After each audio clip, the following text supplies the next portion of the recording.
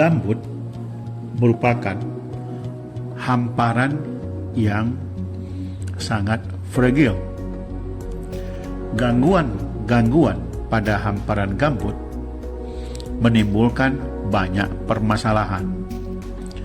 Pembukaan kanal di lahan gambut ketika gambut dikonversi menjadi lahan perkebunan atau kegunaan lahan lain menimbulkan dampak yang cukup besar, seperti kebakaran hutan, turunnya permukaan gambut akibat kanalisasi. Gambut yang bersifat spon ketika dikonversi menjadi lahan perkebunan ataupun kegunaan lahan-lahan yang lain, atau secara umum terbukanya lahan gambut akan menimbulkan larian air. Larian air akan menurunkan permukaan gambut, sehingga tinggi permukaan gambut lebih rendah dari permukaan pasang tertinggi. Hal ini menimbulkan area gambut terkonversi menjadi lahan yang tergenang air. Dan ini tentu saja menimbulkan dampak kerugian yang sangat besar terhadap lahan gambut itu sendiri, atau ketika lahan gambut itu terkonversi menjadi lahan perkebunan, lahan pertanian, ataupun lahan penggunaan yang lain. Hal ini berdampak sangat besar. Apakah ada cara untuk mengatasi masalah ini? Tentu saja ada. Salah satunya adalah mengatur keluarnya air dari hamparan gambut melalui kanalisasi dengan melakukan pemblokingan terhadap kanal, sehingga air tidak langsung keluar dari hamparan gambut.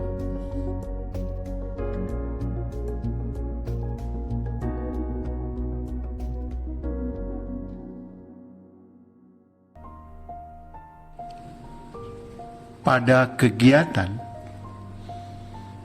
pengabdian kepada masyarakat ini, kita mengajak kelompok tani Tunas Jaya, Desa Parit 2, Kecamatan Sungai Apit, untuk mencoba memperkaya kebun kelapa sawit masyarakat atau kelompok tersebut dengan jenis-jenis paludikultur endemik lokal. Pada awal pekerjaan, lahan dibagi 3. Pertama adalah lahan yang dibuka dari awal. Kemudian nanti yang kedua, lahan yang telah ditanami dengan sawit umur 2 tahun. Dan ketiga, lahan yang ditanami dengan sawit usia 4 tahun. Awalnya, setelah terbentuk kanal, khususnya pada lahan sawit yang baru dibuka, maka kita melakukan staking pada lahan sawit tersebut. Staking ini digunakan untuk membersihkan lahan sawit dari hamparan alang-alang yang nanti akan mengganggu tanaman sawit dan tanaman paludikultur. Staking ini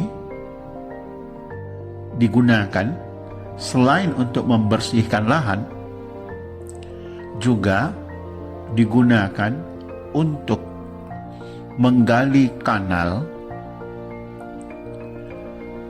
di mana kanal yang digali digunakan untuk mengatur air yang ada di hamparan gambut. Sebab kalau tidak dibuat kanal, maka hamparan tetap akan terendam, dan itu menyebabkan lahan sawit yang akan kita jadikan sebagai dam plot untuk penanaman paludikultur tidak bisa termanfaatkan dengan baik. Setelah lahan dibersihkan, maka dipersiapkan pembuatan kanal blocking.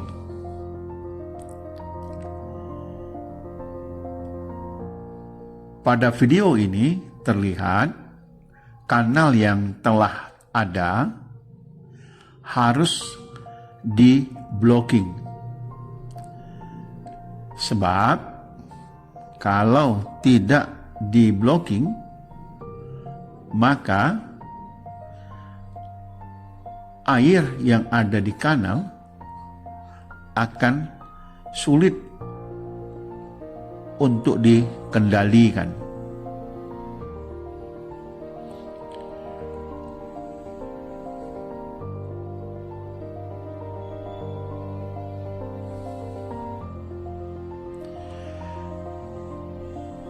Pada pembuatan kanal ini, yang terlibat langsung adalah anggota kelompok Tani Tunas Jaya. Mereka mempersiapkan bahan-bahan untuk pembuatan kanalnya, sekaligus bahan-bahan untuk pembuatan blocking kanal, seperti yang terlihat di video ini.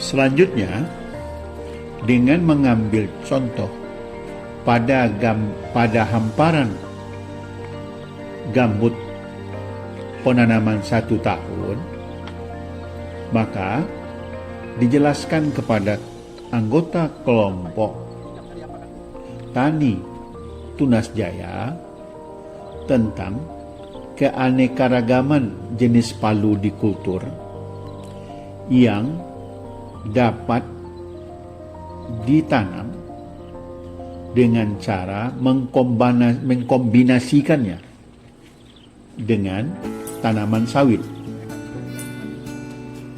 Beberapa jenis tanaman palu di kultur adalah tanaman-tanaman khususnya pohon-pohon yang sudah dikenal dengan baik oleh anggota kelompok tani.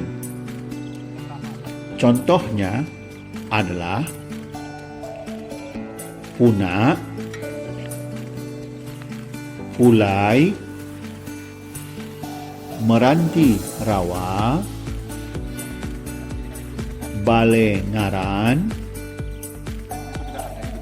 kemudian juga pinang merah, pisang, sukun, dan beberapa jenis dari tanaman atau pohon palidikultur yang lain. Manfaat yang diharapkan dari pengkombinasian antara tanaman sawit dengan tanaman palidikultur agar para petani atau pekebun sawit bisa mendapat keuntungan tidak hanya semata-mata dari kebun sawitnya, tapi juga mendapatkan nilai ekonomis dari tanaman palidikultur. Tanaman palidikultur ini tidaklah mengganggu tanaman utama, yaitu sawit. Justru dengan mensisipkan atau mengkombinasikan tanaman sawit dengan jenis-jenis tanaman atau pohon palidikultur yang sudah mereka kenal dengan baik, maka secara ekonomis itu akan membantu pertambahan nilai ekonomi yang mereka dapatkan dari hamparan sawit. Memang benar bahwa palidikultur ini konsepnya adalah konsep tanaman investasi, di mana baru dapat dimanfaatkan manfaat nilai ekonomisnya setelah tanaman itu dipanen kayunya. Kayu-kayu yang ditanam dari kelompok palidikultur ini adalah kayu-kayu yang mampu menghasilkan bahan material untuk furniture, untuk bahan bangunan yang bernilai ekonomi tinggi. Di samping itu juga, untuk tanaman pisang, tanaman sukun, dan pinang merah, mereka dapat memanfaatkan buah dari tanaman tersebut, sehingga juga mereka mendapatkan nilai ekonomis dari tanaman tahunan ini. Artinya, mengkombinasikan antara tanaman sawit dengan tanaman palidikultur pada prinsipnya adalah untuk mendapatkan nilai tambah, keuntungan secara ekonomis dari lahan sawit yang mereka punya dan tidak semata-mata hanya mendapat keuntungan dari sawit.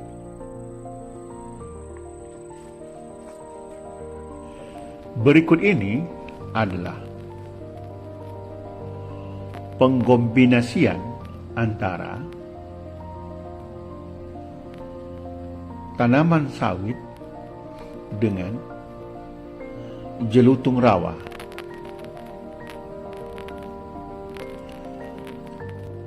Jelutung rawa merupakan salah satu dari jenis atau pohon paludikultur yang direkomendasikan untuk dikombinasikan dengan tanaman sawit.